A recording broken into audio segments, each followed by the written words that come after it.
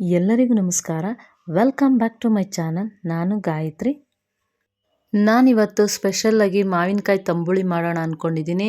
ತುಂಬಾ ಚೆನ್ನಾಗಿರುತ್ತೆ. ಚಳಿಗಾಲದಲ್ಲಂತೂ ಇದು ತುಂಬಾ ಟೇಸ್ಟಿಯಾಗಿರುತ್ತೆ, ಸಖತ್ತಾಗಿರುತ್ತೆ. ನೀವು ಟ್ರೈ ಮಾಡಿ ಫ್ರೆಂಡ್ಸ್. ನಾನು ಹೇಗೆ ಮಾಡಿದ್ದೀನಿ ಅಂತ ಕಮೆಂಟ್ ಹಾಕಿ. ಬನ್ನಿ ನೋಡೋಣ ಮಾವಿನಕಾಯಿ ತಂಬುಳಿಗೆ ಏನೇನು ಇಂಗ್ರೀಡಿಯೆಂಟ್ಸ್ ಬೇಕಂತ ನೋಡೋಣ ಬನ್ನಿ. 4 ಮಾವಿನಕಾಯಿ ತೊಗೊಂಡಿದ್ದೀನಿ. ಮಾವಿನಕಾಯಿ ಕಾಯಿ ಥರ ಇರೋದೇ ತೊಗೊಂಡಿದ್ದೀನಿ. ಈಗ ಇದನ್ನು ಕಟ್ ಮಾಡ್ಕೊಳ್ಳೋಣ ಸಣ್ಣದಾಗಿ. ನೋಡಿ ಈಗೆಲ್ಲ ಕಟ್ ಮಾಡ್ಕೊಳ್ತಾ ಇದ್ದೀನಿ. ಈ ರೀತಿ ಎಲ್ಲ ಸಣ್ಣದಾಗಿ ಕಟ್ ಮಾಡ್ಕೊಳ್ಳೋಣ. ಈ ಮಾವಿನಕಾಯಿ ಎಲ್ಲ ರುಬ್ಬಕ್ಕೆ ಹಾಕ್ಕೊಳ್ಬೇಕಲ್ವ, ಅದಕ್ಕೆ ಸಣ್ಣದಾಗೆ ಕಟ್ ಮಾಡ್ಕೊಳ್ತಾ ಇದ್ದೀನಿ. ನಾನು 2 ಮಾವಿನಕಾಯಿ ತೊಗೊಂಡಿದ್ದೀನಿ. ಈಗ ಮಾವಿನಕಾಯಿ ಎಲ್ಲ ಕಟ್ ಮಾಡ್ಕೊಂಡಿದ್ದಾಗಿದೆ. ಈಗ ಮಿಕ್ಸಿ ಜಾರ್ಗೆ 1 ಬೌಲ್ ಆಗೋಷ್ಟು ನಾನು ಮಾವಿನಕಾಯಿ ಹಾಕ್ಕೊಂಡಿದ್ದೀನಿ. ಬೆಳ್ಳುಳ್ಳಿ 10 ಎಸಳು ಹಾಕ್ಕೊಂಡಿದ್ದೀನಿ. 7 ಹಸಿಮೆಣ್ಸಿನ್ಕಾಯಿ ಹಾಕ್ಕೊಂಡಿದ್ದೀನಿ. ತೆಂಗಿನಕಾಯಿ ಸ್ವಲ್ಪ ಹಾಕ್ಕೊಳ್ತಾ ಇದ್ದೀನಿ. ಸಣ್ಣದಾಗಿ ಕಟ್ ಮಾಡಿ ಇಟ್ಕೊಂಡಿದ್ದೆ, ಅದನ್ನು ಹಾಕ್ಕೊಳ್ತಾ ಇದ್ದೀನಿ. ಶುಂಠಿ 1 ಇಂಚ್ ಹಾಕ್ಕೊಂಡಿದ್ದೀನಿ. ಜೀರಿಗೆ 1 ಸ್ಪೂನು, ಕರಿಬೇವಿನ ಸೊಪ್ಪು ಸ್ವಲ್ಪ ಹಾಕ್ಕೊಳ್ತಾ ಇದ್ದೀನಿ. ಕೊತ್ತಂಬರಿ ಸೊಪ್ಪು ಸ್ವಲ್ಪ, ರುಚಿಗೆ ತಕ್ಕಷ್ಟು ಉಪ್ಪು. ಎಲ್ಲ ಇಂಗ್ರೀಡಿಯೆಂಟ್ಸ್ ಎಲ್ಲ ಹಾಕಿ ಸ್ವಲ್ಪ ನೀರು ಹಾಕ್ಕೊಂಡು ನೈಸಿಗೆ ರುಬ್ಕೊಳ್ಳೋಣ.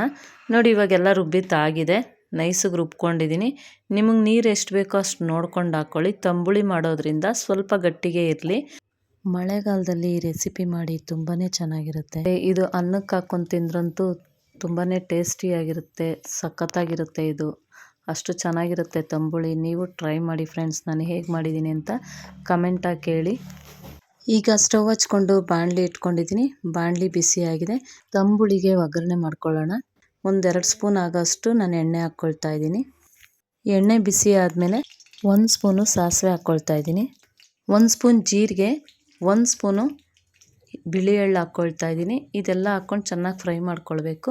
ಬ್ಯಾಡಗಿ ಮೆಣಸಿನ್ಕಾಯಿ 4 ಹಾಕ್ಕೊಂಡು ಫ್ರೈ ಮಾಡ್ಕೊಳ್ತಾ ಇದ್ದೀನಿ. ಸ್ವಲ್ಪ ಕರಿಬೇವಿನ ಸೊಪ್ಪು ಹಾಕ್ಕೊಂಡು ಫ್ರೈ ಮಾಡ್ಕೊಳ್ತೀನಿ.